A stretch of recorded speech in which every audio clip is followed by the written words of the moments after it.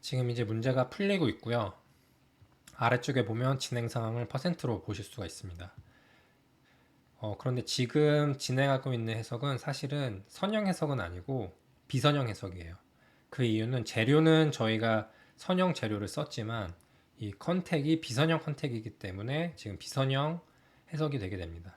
이 비선형 컨택은 제가 이 컨택에 대해서 따로 영상을 만들어 놨으니까 그 부분을 참고해 주시면 되고, 그럼 비선형 해석일 때는 수렴이 중요하다고 하는데 수렴이 뭔지 어떻게 모니터링 하는지 말씀드리도록 하겠습니다.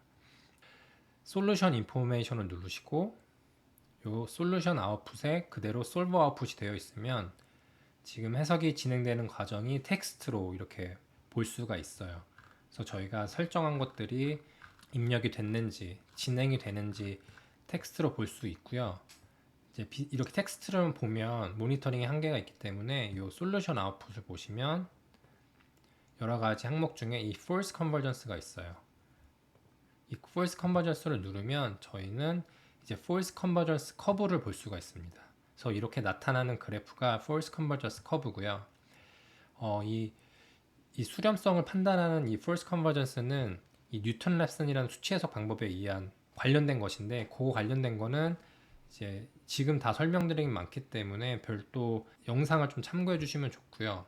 간단하게 뉴턴 랩슨 방법을 사용하면서 이 false convergence를 보는데, 판단하는 기준은 이 보라색 커브가 이 파란색 커브 밑으로 들어왔을 때 수렴했다고 판단이 됩니다. 왜냐하면 이 파란색 커브가 이 크라이테리언이라서 만족해야 되는 그 수준인데, 그 수준 밑으로 저희 레지듀얼 포스가 들어오면 수렴됐다고 생각을 해서 커브가 이 기준값 이하로 내려오면 수렴됐다고 하고요. 근데 그럼 해석이 끝난 게 아니라 아래쪽을 보시면 이 타임의 0부터 0.2초라고 되어 있죠. 그 뜻은 저희가 처음에 세팅을 할 때 이 스텝 엔드 타임이 1초예요. 1초인데 실제로 해석은 지금 0.2초 때 해석을 하고 있는 겁니다. 그 이유는 비선형 해석에서는 한 번에 하중을 주지 않고 하중을 조금씩 올려가면서 해석을 하게 되는데, 그럼 얼만큼 힘을 증분하면서 할 거냐, 그걸 자르는 기준은 이 어널 세팅의 요 스텝 컨트롤에서 해주게 됩니다. 근데 지금 프로그램 컨트롤로 되어 있어서 이 미케니컬이 알아서 자른 기준은 지금 0.2초고요. 0.2초는 이제 5개로 자른 거죠. 1초를 5단계로 나눠서 이제 해석을 하려고 지금 이터레이션을 계속 돌리고 있는 겁니다. 근데 이 기준은 NCS가 주어진 입력하고 여러 가지 조건을 가지고 하는 거지만, 이 기준대로 수렴을 잘 할 수도 있고 잘 안 할 수도 있어요. 그렇기 때문에 이렇게 모니터링을 해줘야 되고요. 근데 만약 모니터링을 안 하고 그냥 이렇게 기다리고 있으면 아래쪽에 퍼센트만 보는데, 아래쪽에 퍼센트만 보면은 이게 계속 숫자가 올라갔다 내려갔다 하는 것만 보고 이제 계속 기다리실 수가 있는데, 솔루션 인포메이션 가서 이 false convergence 커브를 보면 지금 내 해석 모델이 잘 수렴하고 있는지 수렴이 안 되고 있는지를 알 수가 있습니다. 수렴 관련된 내용이 좀 어려우실 수는 있어요. 그래서 여기서는 오늘 실습에서는 비선형 해석이 있고 비선형 해석을 풀기 위해서 이렇게 모니터링을 할 수 있다, 이 정도만 기억하시면 될 것 같습니다. 그런데 지금은 이 보라색 커브가 파란색 커브 밑으로 지금 들어가지 않고 있는데 결국 수렴에 지금 어려움을 겪고 있는 거고요.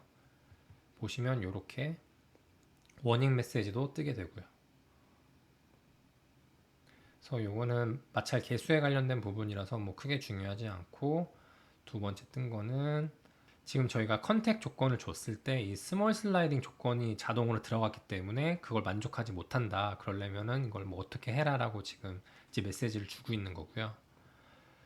위쪽에 보이는 아래 보이는 이 숫자들의 이터레이션이라고 하는 건데, 이터레이션이 이제 최대 25번까지 가게 되고, 25번 갔는데도 이 수렴이 안 된다 그러면은 이제 바이섹션이라는 게 일어나게 돼요. 그래서 좀 있으면 나타날 텐데, 바이섹션이 일어나면 지금 저희가 0.2초에 대해서 풀려고 하는데 이것도 중분을 너무 많이 했기 때문에 이거의 절반으로 줄입니다. 그래서 0.1초만 했을 때 다시 수렴하는지 이터레이션 하면서 이 수치 해석을 하게 돼요. 네, 지금 보시면 그래프가 쭉 가다가 이 아래쪽 그래프를 보면 갑자기 빨간색이 이 아래쪽으로 이렇게 내려온 거 볼 수가 있죠. 그리고 위쪽에는 같은 타이밍에 이 빨간색 점선이 생겼고요. 여기 바이섹션 어커드라고 해서 바이섹션이 일어났는데 말씀드렸던 것처럼 0.2초 풀다가 이게 안 풀리니까 자동으로 이걸 반으로 줄여서 0.1초에 대해서 지금 이제 해석을 진행하게 됩니다. 그래서 계속 기다리면은 이제 이런 식으로 바이섹션을 계속 해나가는데 그래도 해석이 수렴을 안 하면 자동으로 멈추게 됩니다. 지금 시간 관계상 그 과정까지 보지는 않을 거고요. 조건으로는 수렴이 안 되기 때문에 멈춰주도록 할게요. 그래서 아래쪽 스톱을 눌러서 멈추겠습니다. 그래서 제가 이렇게 과정을 보여드리는 이유는 이제 세팅을 잘 해서 나름대로 넣는데 안 풀리는 경우에 계속 기다리지 말고 이런 걸 모니터링 해 가면서 어느 정도는 수렴이 안 되는구나 인지하시는 게 중요하기 때문에 말씀드리는 거고요. 와서 원인을 본 것 중에 지금 스몰 슬라이딩에 대해서 개선을 이제 라지 디플렉션을 키거나 아니면 스몰 슬라이딩을 끄라라고 했기 때문에 라지 디플렉션을 키도록 하겠습니다. 그래서 솔버 세팅을 오시면 요 라지 디플렉션이 있고요. 이걸 켜주시면 대변형에 대해서 풀 수 있도록 지금 세팅을 바꿔줬고 이제 플러스 이제 바꿔줄 거는 요 스텝 컨트롤 부분이에요. 지금 오토 타입 스태핑에서 자동으로 했는데 아까 0.2초니까 5개로 나눴지만 저는 이걸 ON을 해주고 서브 스텝을 조절할 겁니다. 이제 총 3가지 서브 스텝 관련된 설정을 해야 되는데 첫 번째 이니셜 서브 스텝은 첫 번째 그 시작하는 서브 스텝 크기를 정해야 할 때 예를 들어서 여기를 10으로 넣는다. 그러면은 1초를 10으로 나눠서 난 0.1초만큼 처음에 풀겠다라고 해주는 게 이 부분이고요. 그리고 맥시멈 서브 스텝은 내가 최대로 얼마까지 서브 스텝을 쪼개서 보겠다 하면 1000을 넣는다고 하면 1초를 1000으로 나눠서까지 내가 제일 작게 단위로 서브 스텝을 나누겠다. 그리고 미니멈 서브 스텝은 5라고 하면 1초를 아무리 이게 수렴이 잘 되더라도 최소한은 5번은 서브 스텝을 나눠서 계산을 해라 라고 이 바운더리를 미니멈하고 맥스로 주는 거고요. NCS가 수렴되는 과정에 따라서 이 5랑 1000 사이를 계속 왔다 갔다 하게 됩니다. 그래서 오토 타임 스태핑이라고 하고요. 그래서 이거는 이제 기준을 잡기는 어렵고 이건 해보면서 값을 찾아가야 돼요. 해보면서 수렴이 잘 되는 값을 찾아가야 되는데 처음에 시작할 때는 좀 이니셜 서브 스텝을 좀 작게 가져가고 미니멈 서브 스텝은 만약에 1 하면 그냥 1초 한 번에 풀 수도 있는 거지만 비선형 해석 자체가 한 번에 풀리는 해석이 아니기 때문에 뭐 5개나 10개 이렇게 어느 정도는 중분을 나눠주는 게 좋고요. 저 여기서는 10개로 하겠습니다. 그리고 얘가 오토로 요 서브 스텝을 계속 조절하지만 너무 작은 단위는 막아주는 개념으로 요거 1000을 넣어주게 됩니다. 그리고 나머지는 그대로 둔 상태에서 이제 여기서 하나 또 팁을 드리면 비선형 컨택이라고 했는데 비선형 컨택 할 때 수렴에 영향을 주는 것 중에 하나가 이 노멀 스티프니스예요. 그래서 노멀 스티프니스라는 게 저희 컨택 이제 이론적인 부분은 제 영상을 따로 있는데 컨택 사이에 이 노멀 스티프니스라는 가상의 스프링이 있고 그걸 통해서 힘을 전달하게 됩니다. 그런데 이 크기 자체는 프로그램이 알아서 이제 선정하게 되는데 수렴을 더 잘하기 위해선 스프링 값이 낮은 게 더 좋아요. 근데 무조건 낮게 할 수는 없지만 어느 정도는 낮게 시작하는 게 좋기 때문에 이거를 팩토로 바꾸고 저는 0.1로 넣어주도록 하겠습니다. 0.01 넣기도 하는데 오늘은 0.1로 넣고 동일하게 다 팩터를 0.1로 넣고요. 기본 디폴트 값은 1인데 그거보다 한 단계 더 낮게 0.1로 넣도록 하겠습니다. 보통 10배 단위로 바꿔요. 뭐 1, 0.1, 0.01 이렇게 바꾸는데 이 노멀 스티프니스를 작게 할수록 수렴이 더 잘 되기 때문에 이 값을 바꿔줬습니다. 그래서 지금 다시 업데이트한 값 기준으로 다시 솔브를 하도록 하겠습니다.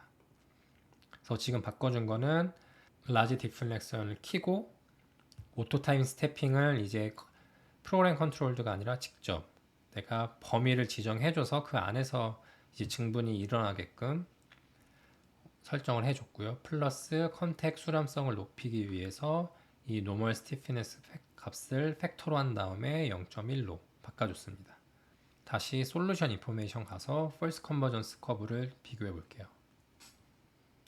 그래서 아래 요 타임 부분을 보면 지금 요 100분의 5초 0.05초로 되어 있는 이유는 제가 앞에 서브 스텝에서 이니셜 서브 스텝 첫 번째 서브 스텝 크기를 20으로 했기 때문에 20분의 1초가 첫 번째 스텝 크기가 되고 이 서브 스텝에 대해서 지금 이제 수치 해석으로 풀게 됩니다.